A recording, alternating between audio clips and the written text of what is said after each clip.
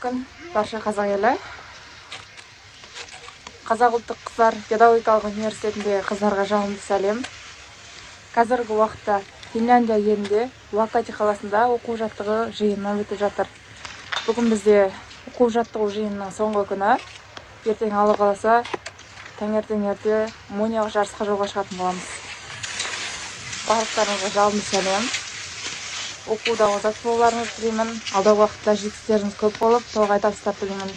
Бүгін бізде ауа райы бұлтты, жаңбырлы болып тұр. Қар еріп жатыр. Американецтер келіп жатыр. Баршаңызға жалынды сәлем.